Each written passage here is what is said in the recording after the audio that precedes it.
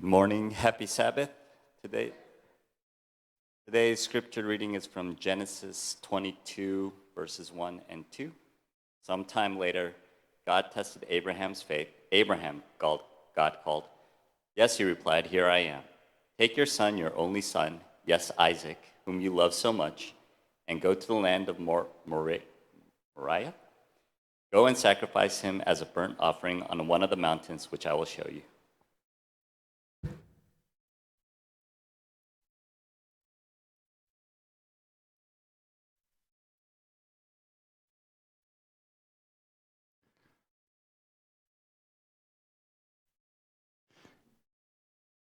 행복한 안식일입니다. 아멘. 함께 다시 저희의 집에 우리의 집으로 와서 예배하게 된 것 즐겁고 기쁩니다. 지난 시간도 참 즐거웠지만 또 함께한 이곳도 더할 나위 없이 좋습니다.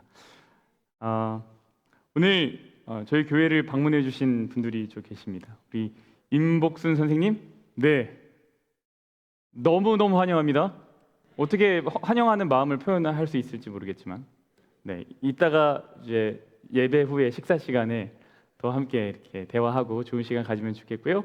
우리 박철균 성도님 가정이 오셨습니다.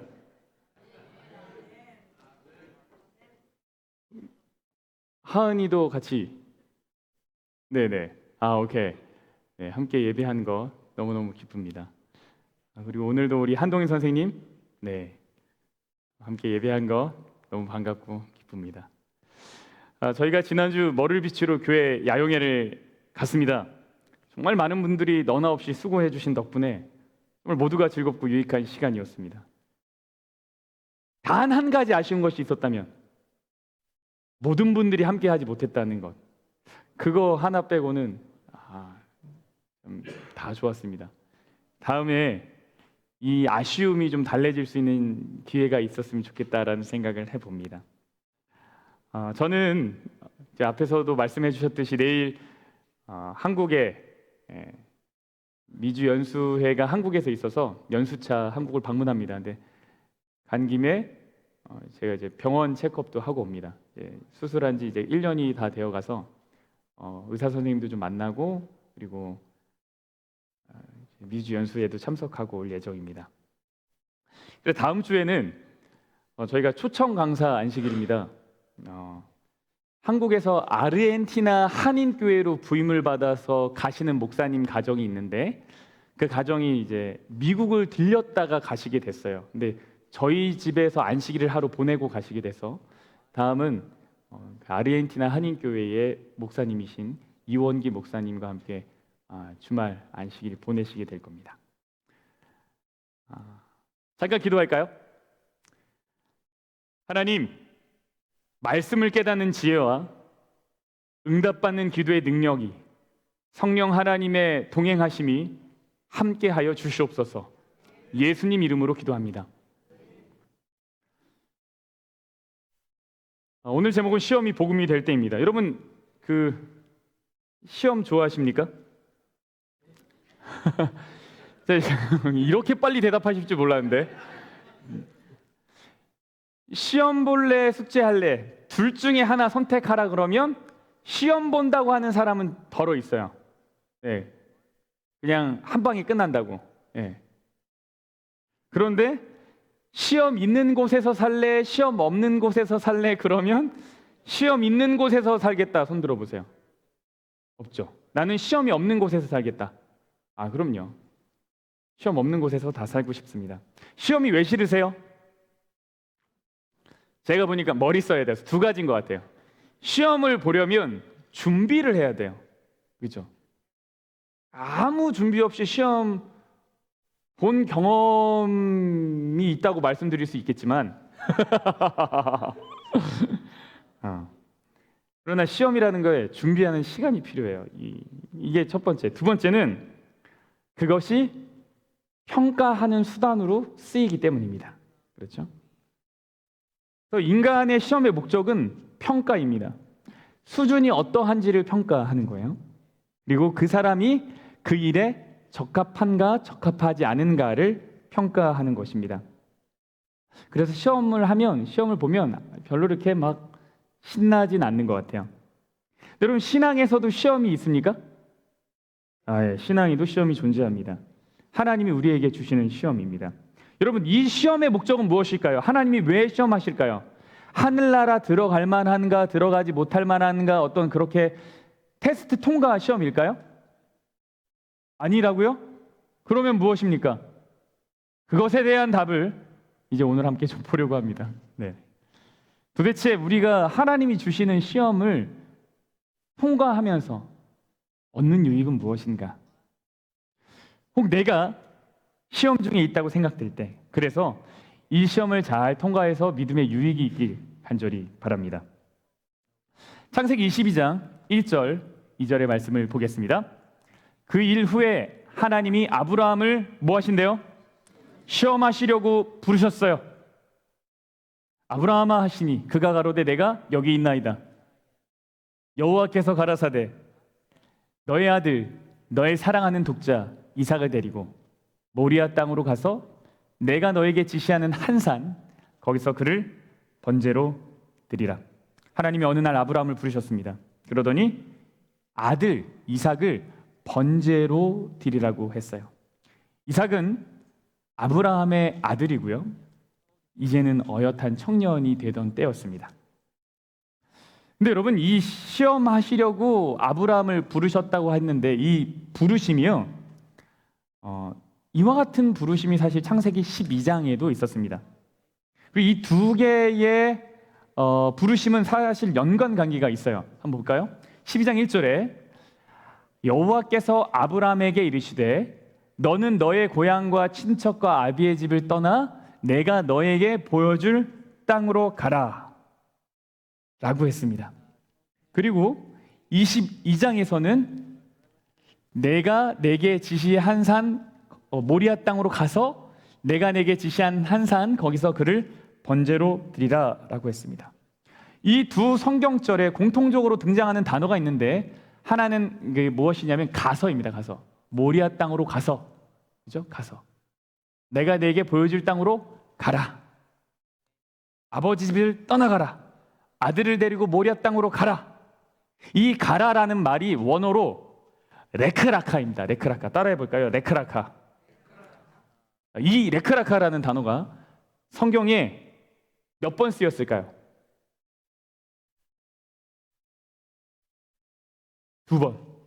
딱 2번 쓰였어요. 22장에서 한 번, 12장 1절에서 한 번.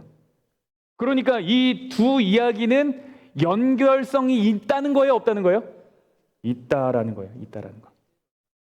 그런데 여기 재미있는 표현이 나옵니다. 12장 1절에요.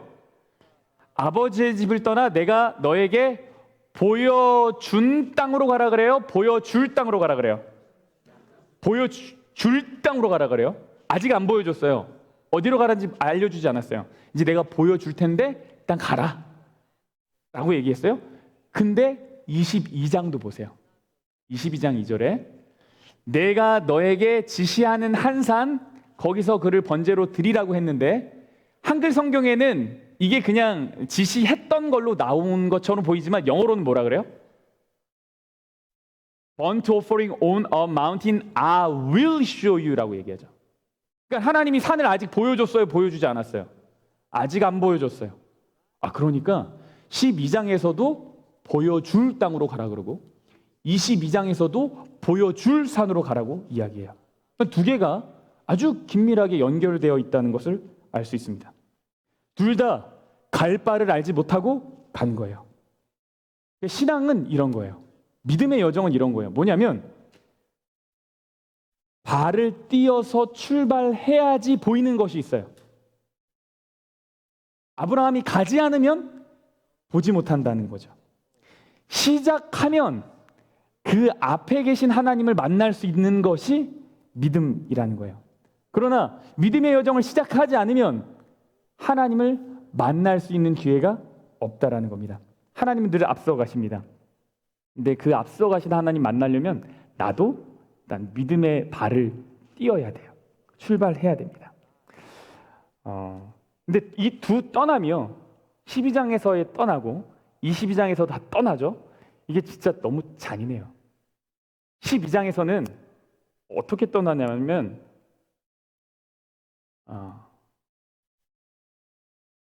너는 너의 고향과 친척과 아버지의 집을 떠나라고 얘기합니다. 그러니까 12장에서 떠날 때는요, 가족을 버리고 떠나요. 내가 있던 고향을 버리고 떠나고 가족을 버리고 떠나는 거예요. 근데 22장에서는 어떻게 떠나는 거냐면 자식을 버리러 떠나는 거예요. 이 12장과 22장의 이야기는 아주 긴밀하게 연결이 되어 있어요. 처음 하나님이 아브라함을 부르신 장면의 구성, 그리고 이제는 다 아브라함이 늙었을 때의 이야기, 이 두 이야기가 굉장히 비슷한 게 많아요. 그래서 이 12장의 이야기가 아브라함의 첫 시험이었다면, 이 부르심이 첫 시험이었다면 22장의 이야기는 아브라함에게 주어진 어떤 마지막 시험 같은 겁니다. 완성의 시험, 완전한 시험, 최종 시험, 뭐 이런 겁니다. 그리고 이 시험이 아브라함에게 아주 커다란 시험이었다는 건, 그 완성에 가까운 시험이었다는 건 단순히 이 구조적인 이야기, 창세기의 구조적인 것뿐 아니라 그 내용에서도 마찬가지였어요. 실제 이야기에서요. 여러분, 아브라함의 생에 있어서 가장 커다란 문제가 있었습니다. 가장 커다란 문제, 그건 뭐냐면 후손의 문제였어요. 아브라함에게 있어서. 그게 평생의 소원이 뭐냐면 자식 갖는 거였어요. 자식 갖는 거. 비록 땅은 롯에게 양보할 수 있었어요. 믿음이 있어서 땅은 양보할 수 있었어요. 근데 자식 문제 같은 경우는 아브라함이 어떻게 했냐면 믿음을 놓치게 되는 일이 일어나요. 그래서 여종을 통해서 자식을 낳은 그런 일을 했다는 거죠. 그러니까 이삭을 번제로 바치라는 이 말이 얼마나 아브라함한테는 가혹한 이야기였나 한번 생각해 보려고 합니다. 아브라함이 자식이 없이 오랜 세월을 지내다가 기다리지 못하고, 근데 자식이 좀 있었으면 좋겠는데 자식이 없어요. 그래서 어떻게 했냐면 아내의 여종이 있었습니다. 하갈이라고 하는 여종이 있었는데 그 여종을 통해서 자식을 낳기로 선택을 해요. 그래서 겨우겨우 어떻게 저렇게 첫 자식을 얻었습니다. 그 자식의 이름이 이스마엘이에요. 그리고 무려 14년을 이스마엘만 데리고 살았습니다. 그러니까 이스마엘을 길렀을 때 무슨 자식이라고 생각했냐면 약속의 자식이라고 생각했어요. 얼마나 아끼고 얼마나 사랑했을까요? 그런데 어느 날 본처에게서 사라라고 하는 원래 진짜 자신의 첫 번째 부인에서 정실이라고 하죠. 본처에게서 자식이 태어나요. 이삭입니다. 근데 본처 사라가요, 이삭과 이 배다른 아들 이스마엘이 같이 있는 걸 원하지 않았어요. 그래서 아브라함을 푸시를 해가지고 이스마엘이 그 집을 떠나게 됩니다. 아니죠, 아브라함이 떠난 게 아니죠. 이스마엘이 그 집을 떠나게 됩니다. 아브라함의 마음이 편치 않았어요. 너무너무 속상했어요. 근데 그 이야기, 정말 애절한 이야기, 이스마엘이 떠나는 이야기가 창세기 21장에 나와요. 우리가 다음에 기회가 되면 살펴볼 텐데, 그래서 사실 아브라함은 자식과 헤어졌던 아픈 경험이 있습니다. 그 아픔을 갖고 누구를 기르고 살았냐면 이삭을 데리고 살았어요. 이 아이는 떠나보내고 싶을까요? 떠나보내고 싶지 않을까요? 안 떠나보내고 싶죠. 이삭을 볼 때마다 하나님의 놀라운 약속의 응답에 감사했고 그를 정말 기뻐했어요. 오직하면 이름이 이삭이에요. 이삭의 이름이 뜻이 웃음이거든요. 얼마나 기뻤으면 아이 이름은 이삭으로 지었겠어요. 유대 문헌에 보면 이 번제로 드리는 사건, 이 이삭을 번제로 드려지는 사건이 있을 때의 나이가 한 20세 정도 됐을 때다, 청년의 때다라고 이렇게 이야기를 합니다. 그러니까 한 20년의 시간 동안 얼마나 많은 정이 들었어요. 얼마나 많은 이야기로 그를 가르쳤겠어요. 하나님의 약속에 대해서 알려주고 하나님의 섭리에 대해서 알려주고 이삭이라는 이 아이가 어떻게 태어나게 됐는지를 또 말해주고, 정말 같이 아름다운 시간을 같이 보냈었을 거예요. 제가 아이들과 가정 예배 드릴 때 아이들이 저에게 해달라고 하는 이야기가 있어요. 아이들이 예배 드릴 때 제일 듣고 싶어 하는 이야기는 뭐냐면 제 어렸을 때 이야기예요. 제가 어렸을 때 이야기. 내가 어렸을 때 어떤 일을 겪었는지, 하나님이 나를 어떻게 도우셨는지, 아빠는 어떻게 믿음을 갖게 됐는지 이야기를 정말 듣고 싶어요. 또 좋아하는 이야기가 뭐냐면 자신들이 기억하지 못하는 자신들의 어렸을 적 이야기. 그때 하나님이 어떻게 도우셨는지 이런 이야기를 들려주면 아이들이 너무너무 좋아해요. 아브라함이 이삭에게 얼마나 많은 이야기를 했을까요? 이 모든 시간들이 쌓일 때마다 아브라함은 더욱 마음 가운데 확신했을 거예요. 어떤 확신을 했냐면 정말 하나님의 약속은 이루어지는구나. 이 아이는 정말 하나님의 약속의 자식이구나라는 걸 알았을 거예요. 그래서 늘 생각하는 건 하나님이 이 아이를 통해서 과연 어떤 일을 이루실까라는 기대였죠. 그런데 어느 날 하나님이 나타나시더니 뭐라 그러는 거예요? 이 아이를 번제로 드리라는 거예요. 여러분, 번제가 무엇입니까? 번제는 제물을 여기서부터 이 아래까지 반으로 쪼개가지고요, 단 위에, 제단 위에 벌려놓고, 나무 위에 벌려놓고, 단 위에 벌려놓고 이거를 완전히 다 태우는 제사가 번제입니다. 아브라함이 번제의 의미를 너무너무 잘 알고 있었어요. 왜냐하면 창세기 15장에서 하나님과 언약을 맺을 때 아브라함이 직접 번제를 하나님 앞에 드렸기 때문에 그래요. 그 기억이 너무너무 생생해요. 번제를 어떻게 드리는지 아브라함이 잘 알고 있어요. 그런데 어느 날 하나님이 나타나시더니 네 자식을 번제로 드려라. 무슨 얘기예요? 자식을 반으로 쪼개라. 그래서 벌려놔라. 그리고 다 불질러라. 이야기를 아브라함이 들었다는 거예요. 그러니까 이 시험은요, 아브라함한테 감당할 수 없는 시험입니다. 상상할 수도 없는 시험이에요. 너무너무 끔찍해서 입에 담기도 어려운 거예요. 그런데 결과적으로 아브라함은 이 하나님의 요청에, 시험에 응답하고 그 시험을 통과를 합니다. 제가 아니 어떻게 이거를 드릴 결심을 했지? 이삭을? 이 생각을 하게 됐어요. 어떻게 했지? 그래서 혹시 이스마엘을 통한 경험이 도움이 됐을까? 생각을 해봤어요. 아브라함이 이스마엘을 떠나보내면서 배운 교훈 한 가지가 있어요. 너무너무 분명하게 배운 교훈 한 가지가 뭐냐면 내 생각대로 해서는 안 되는구나 였어요. 그러니까 자기 생각대로 이렇게 해가지고 이스마엘을 낳았더니 결국은 뭐예요? 헤어지고 아프고 속상하고 그러니까 내 의지대로 하면 안 되는구나, 이거를 알았던 거죠. 그 이스마엘의 이야기를 통해서 죄의 결과가 무엇인지를 경험한 거예요. 그래서 이삭을 요구하실 때 이번에도 내 생각대로 하면 안 되겠다라는 생각을 했을까? 이런 생각을 해봤어요. 창세기 22장 2절과 3절 사이에 있는 이야기를 이제 좀 살펴보려고 하는데 어떻게 드렸을까 고민하다가 좀 살펴보려고 합니다. 12장이 아니고 22장이에요. 여호와께서 이르시되 내 아들 너의 사랑하는 독자 이삭을 데리고 모리아 땅으로 가서 내가 너에게 일러준 한 산 거기서 그를 번제로 드리라. 아브라함이 아침에 일찍이 일어나 나귀의 안장을 지우고 두 종과 그의 아들 이삭을 데리고 번제에 쓸 나무를 쪼개어 가지고 떠나 하나님이 자기에게 일러주신 곳으로 가더니 다 그랬어요. 여러분, 이 2절이랑 3절 사이에 얼마나 많은 갈등이 있었는지 좀 상상이 가십니까? 번제로 드리라고 하는 이야기 뒤에 아브라함이 번제로 드리려고 결심하는 그 사이, 그 2절과 3절 사이에 아브라함 마음속에 있었던 이야기는 무엇이었을까?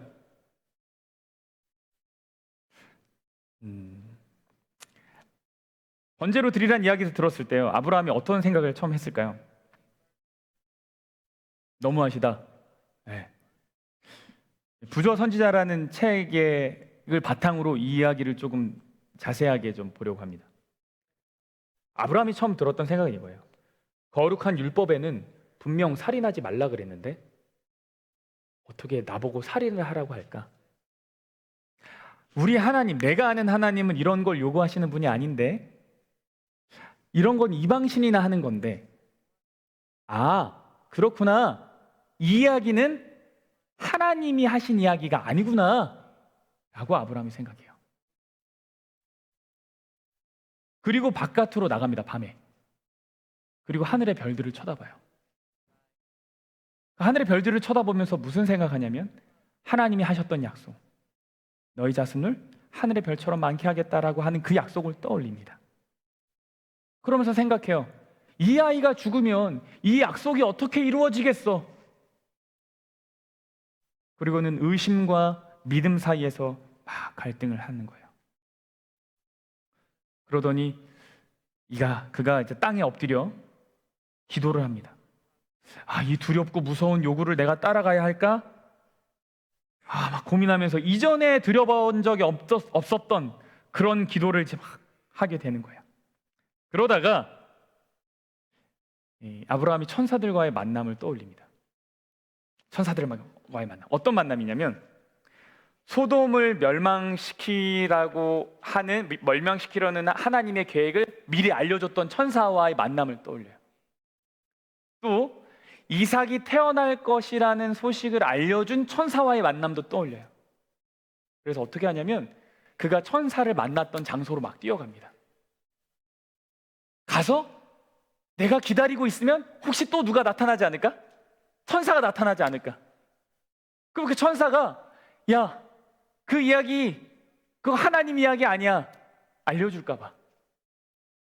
아니면 혹시 하나님의 음성을 자세하게 들을 수 있지 않을까? 뭐 이런 마음으로 이전에 천사를 만났던 곳으로 막 갑니다. 아니 어쩌면요 소돔과 고모라의 이야기 속에서 멸망시키지 말아달라고 막 간절히 기도했던 그 기도를 하고 싶었을지도 몰라요. 그러나 그 자리에 아무도 오지 않는 거예요. 천사는 나타나지 않았어요. 어둠이 그를 애워싸는 것처럼 느껴집니다. 근데 그때 자기가 익숙하게 들었던 정말 그 하나님의 음성이 또렷하게 들리는데 그게 뭐냐면 너의 아들, 너의 사랑하는 독자 이삭을 데리고 번제로 드리라 이야기가 들리는 거예요. 여러분 이 이야기요 정말 사랑하는 아들을 번제로 쪼개서 불태워서 드리라고 하는 이 이야기가 여러분에게 어떻게 들리십니까? 이 이야기를 이해해 보려고 제가 나름의 이유를 막 찾아봤는데 무슨 이야기를 찾아봐도 마음에 와닿지가 않아요. 설명을 해주는데 성경학자들이 막 설명을 해줘요. 이게 이런 의미다 저런 의미다. 아니 아무리 그래도 그렇지 어떻게 자식을 드리라고 합니까? 이해가 안 돼요. 아까 말씀드렸다시피 하나님 살인하지 말라 그랬어요. 하나님은 생명을 소중하게 여겨요. 들에 피는 꽃도 하늘에 나는 새도 함부로 하지 않으시는 분이 하나님이에요. 근데 생명을 죽이라니요. 거듭된 약속과 맹세 속에 겨우 태어난 유일한 약속의 씨 이삭이잖아요. 근데 그것을 다시 거두어 가신다는 것 자체가 하나님이 지금까지 하셨던 일과는 완전히 모순된 일이에요. 무엇보다 사랑하는 자식을 번제로 드리라는 건 이해할 수 없죠. 여러분 하나님도 아세요. 하나님도요 아브라함에게 이삭이 얼마나 소중한지를 아십니다. 하나님이 이삭을 보고 뭐라 그래요? 내 아들, 내 사랑하는 독자 이삭. 이게 여기서는 그냥 이렇게 이 정도로 표현됐지만 원래 히브리 말로 하면 뭐냐면 너의 아들, 너가 사랑하는 아들, 너가 사랑하는 유일한 아들 이렇게 3번 얘기하는 거예요. 하나님이 아브라함이 이삭을 사랑하는 걸 알아요, 몰라요? 알아요. 너무너무 잘 알아요. 아브라함은 어떻게 해야 돼요?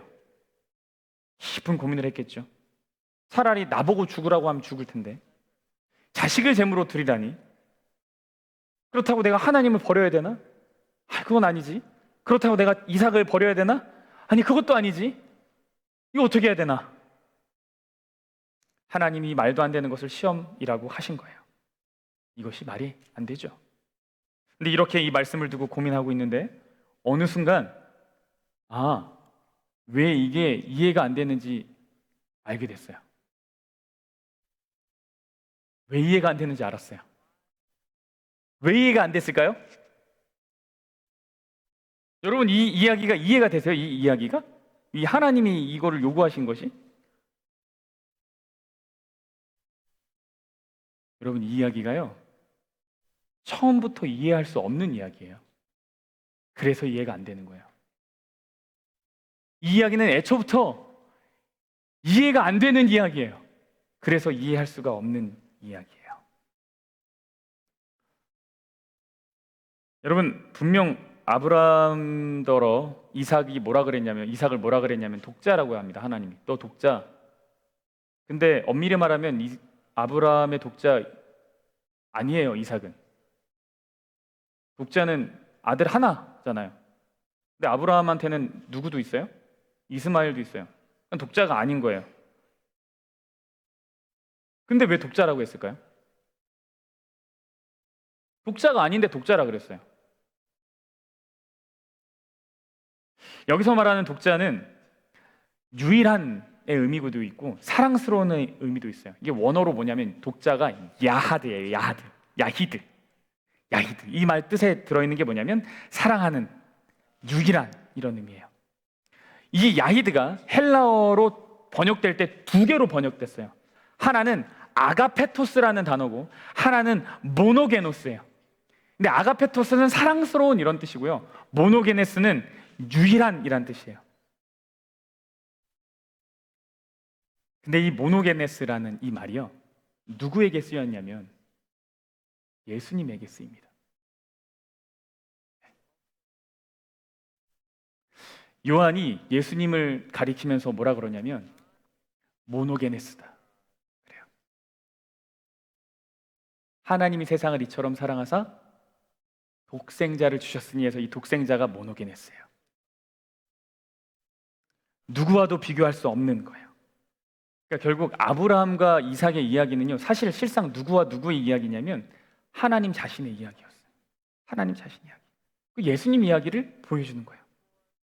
그래서 참으로 아브라함에게 이 시험이 완성의 시험일 수 있는 이유는 뭐냐면 이것이 하나님 자신의 이야기임을 아브라함이 경험하기 때문입니다.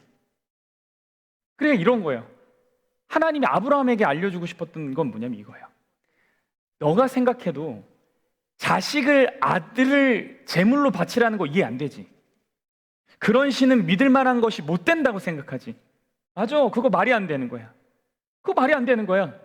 근데 그 말이 안 되는 것을 누가 한 거라고요? 내가 한 거야. 내가 한 거야. 그걸 내가 한 거야. 아브라함아, 너는 내 마음을 알겠니? 라고 하신 겁니다. 여기서 우리가 알 수 있는 것이 무엇인가 하면요, 하나님이 하시는 시험은요, 우리를 평가하기 위한 시험이 아니라는 거예요. 하나님 우리에게 하시는 시험은 우리를 평가하는 시험이 아니에요. 얘가 하늘에 들어갈 수 있을까? 들어갈 수 없을까? 막 패스 아니면 페일 이런 종류의 시험이 아니라는 거예요. 하나님이 우리를 시험하실 때 그 목적은 무엇이냐면 우리에게 하나님 자신을 보여주고 하나님의 마음을 알려주기 위함이에요. 그게 정말 큰 목적이에요. 그래서 우리가 이 시험을 통과하면 누구를 만나냐면 하나님을 만날 수 있어요. 하나님 우리에게 하시는 시험의 종류예요. 여러분 삶이 어려울 때요, 여러분의 삶이 참 고단할 때요, 근데 그 순간 문득 여러분도 하나님의 마음을 깨달으실 때가 있죠.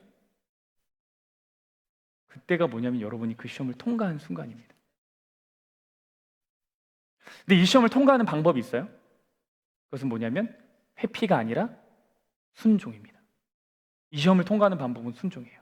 순종하지 않으면, 우리가 도망가거나 회피하면 결코 이 시험을 통과할 수가 없어요. 우리가 때로 모든 것을 알기 때문에 순종하는 것이 아니에요. 모든 것을 이해하기 때문에 순종하는 것도 아니에요. 성경의 많은 믿음의 사람들은요, 알지 못했고 온전히 이해하지 못했지만 하나님을 우선하는 그 순종을 통해서 이 믿음의 시험을 통과하게 됩니다. 그것을 통과할 때 그때 뭘 아냐면 진짜 하나님이 이런 마음이구나, 하나님이 나를 이렇게 사랑하는구나, 그걸 알게 되는 거죠. 그래서 그 내용을 5절에서 좀 살펴볼 수 있습니다. 이에 아브라함이 종들에게 이르되 너희는 나귀와 함께 여기서 기다리라. 내가 아이와 함께 저기 가서 예배하고 우리가 너희에게도 돌아오리라 하고 그랬어요. 여러분, 성경에서 퀴즈, 성경에서 예배라는 단어가 제일 처음 사용된 곳이 어딜까요? 여기입니다. 여기. 그 전에는 예배라는 단어가 안 나와요. 영어로도 worship이라는 단어 찾아보십시오. 여기서 제일 처음 나와요. 한글 예배도 여기서 처음 나와요. 원어로 따져보면 이 예배라는 단어가 이제 다른 곳에서는 엎드려짐, 절 이 정도로만 나와요. 근데 예배, 정말 worship으로는 여기 처음 나와요.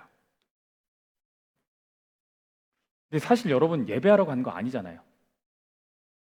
지금 아브라함이 이삭을 데리고 모리아 산으로 가요. 왜 가요? 예배하러 가요?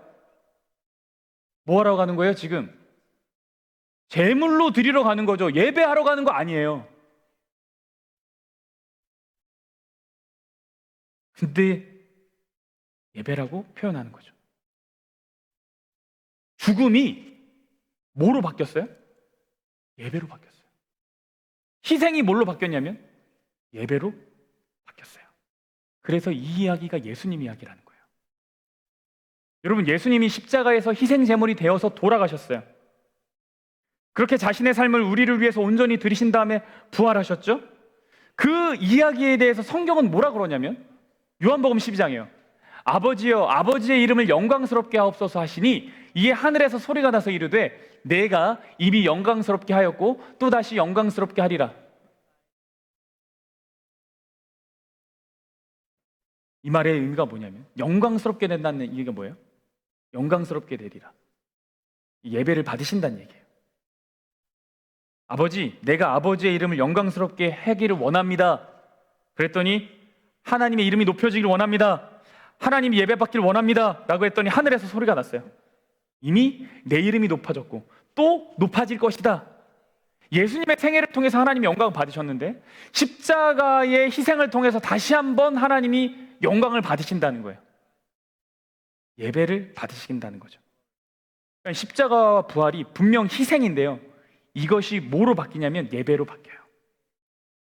아브라함이 이삭을 데리고 번제로 드리러 가는데 그것이 예배로 바뀌어요.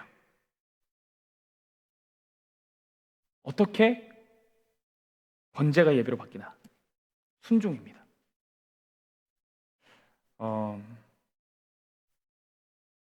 여기서 우리가 생각해야 될 것이 있어요. 아브라함이 뭐라 그러냐면 우리가 너희에게로 뭐 한대요? 돌아오리라. 우리가 너희에게로 돌아오리라 라고 얘기해요. 우리가. 아니, 죽이러 가는데 내가 올게 라고 말하지 않고 우리가 돌아올게 라고 말하죠. 그러니까 이야기는 분명히 죽음과 부활에 대한 이야기죠. 그래서 예배예요. 그래서 예수님 이야기라는 거예요. 이게 이해가 되시죠? 이 이야기는 이해할 수 있는 게 아니에요. 여러분, 하나님의 아들이 이 땅에 와서, 하나님이신 분이 이 땅에 와서 인간의 몸을 갖고 십자가에 달려 죽는다는 그 이야기를 우리가 어떻게 이해할 수 있어요? 이건 이해할 수 있는 영역이 아니에요. 신의 영역이거든요. 그럼 어떻게 되는 거냐면 이거는 그냥 받아들이는 거예요. 이거는 믿음의 영역이지 이해할 수 있는 영역이 아니라는 거예요.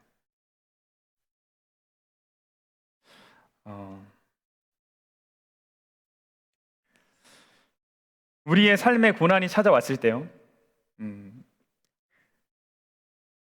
그래서 이제는 하나님의 인도에 내 삶을 맡기지 않고 내 마음대로 해야겠다는 생각이 들 때가 있습니다. 그런데 그때 내가 나의 생각을 포기하고 하나님을 의지하기로 선택하면 그거는 이제 아브라함이 선택한 그 번제와 같은 거예요. 그 순간이 너무너무 고통스러울 수 있거든요. 이제 내 마음대로 해야 되겠다라고 하려고 하는데 아니야, 그래도 하나님 한 번 더 따라가야지 라고 하고 나의 의지를 좀 내려놓을 때, 그때 진짜 고통스러울 수 있는데 바로 그때가 어떤 순간이냐면 우리가 거룩한 산 제사로 드려지는 순간이에요. 우리가 어떻게 거룩한 산 제사로 드려지나? 시험의 순간에 하나님의 편을 선택하는 것, 순종하는 것, 그것이 내가 거룩한 제사로 드려지는 방법입니다. 그래서 여러분, 사실 삶의 모든 어려운 순간은 하나님을 예배하는 모든 순간에 있어요. 단순히 교회당에 모여서 하나님을 찬양하는 예배가 아니라요, 삶의 고난의 순간에 순종하는 것을 선택하면 그것이 내 자아가 죽고 내 자존심이 죽고 내가 속상해지고 망가지는 것일지 모르지만, 그러나 그것을 통해서 하나님이 영광 받으시고 그것이 예배로 바뀌게 된다는 걸 기억하십시오. 그런 예배자를 하나님은 가만히 두지 않으세요. 너가 이렇게까지 나를 선택하고 나를 의지하냐? 그럼 하나님 뭐 하시냐면 자신을 우리에게 보여주세요. 여러분, 이제 질문은 우리가 어떻게 그 어려운 순간에 순종을 선택할 수 있을까죠? 오케이, 그래요. 그때 순종하면 이게 예배구나. 근데 그 순종을 어떻게 선택할 수 있어? 내가 그 답을 8절에서 좀 찾아볼 수 있습니다. 번제할 어린 양은 하나님이 자기를 위하여 뭐 하신대요? 친히 준비하시리라. 근데 여기서 준비하시리라는 이 말이요, 엘로힘 이르에입니다. 엘로힘 이르에. 근데 이게 직역하면요, 원래 뜻은 뭐냐면 친히 준비하시리라가 보시리라예요. 보시리라. 사실은요, 아브라함은요, 하나님이 무엇을 준비할지 알았어요? 몰랐어요? 몰랐어요. 정말 아브라함이 준비하셨다고 생각하면 이삭 대신 다른 번제로 드릴 거 모리아 산에서 막 찾았을 거예요. 하나님이 저거를 제물로 드리라고 하실까? 저건가? 막 찾았겠죠. 근데 아니에요. 아브라함은 그냥 이삭 데리고 가요. 근데 양이 어디 있어요? 물어보는데 아브라함이 뭐라 그래요? 하나님이 친히 준비하시리라. 이거 번역 직역하면 뭐라고요? 하나님이 보셔. 하나님 보셔. 이런 거예요. 나는 어떻게 될지 잘 모르겠어. 그러나 하나님께서 보고 계시니까 나는 가려고, 이런 의미라는 거예요. 이것이 순종이에요. 여러분, 신앙이요, 우리의 길이 다 보이는 것을 말하는 것이 아니에요. 믿음이라는 것이, 믿음이 깊어지면 내가 모든 걸 다 본다? 아니에요. 우리의 길이 정말 안 보일 때가 있어요.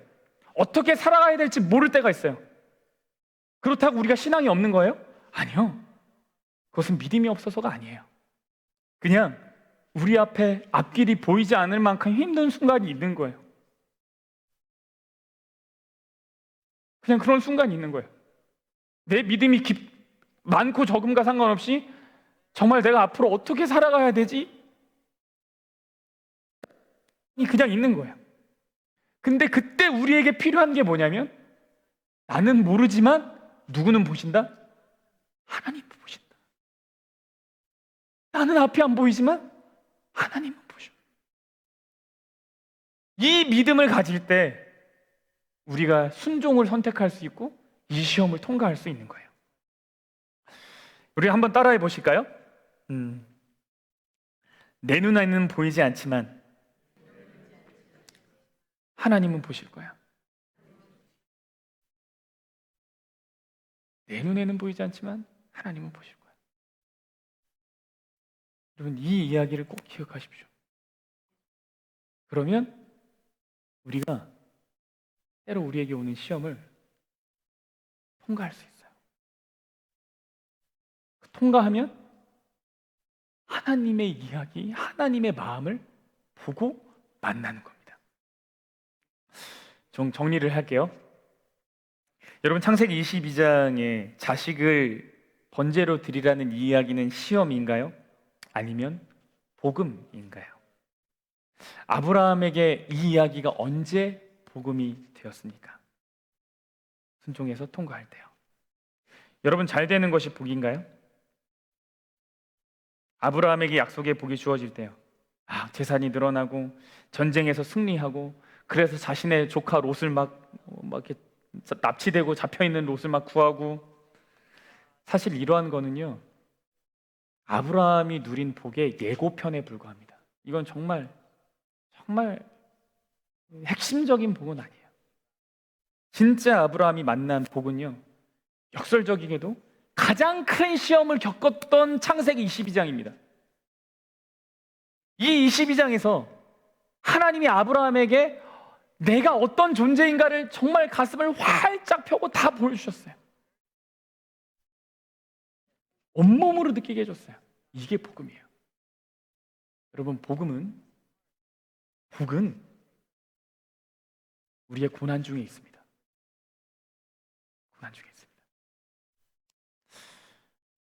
우리가 기대하는 복은 과연 무엇일까 생각해 보게 돼요. 저는 우리 교우님들이 이 아브라함이 경험한 복음을 경험하는 축복이 있길 기도합니다. 여러분 오해하지 마십시오. 제가 여러분의 고난을 위해서 기도하는 것 아닙니다. 하나님, 우리 교우님들 어렵게 해주십시오, 이런 기도하진 않습니다. 그러나 어려움의 순간에 올 때 이와 같은 정말 축복을 누리길 제가 기도합니다. 삶의 어려운 순간 내가 내 삶의 방향키를 쥐고 나아가는 것이 아니라 하나님의 편을 선택하고 그 안에서 보여지는 하나님을 만나는 복이 우리 모두에게 있길 간절히 바라면서 오늘의 말씀을 줄이겠습니다. 우리 함께 일어나셔서 찬양하겠습니다.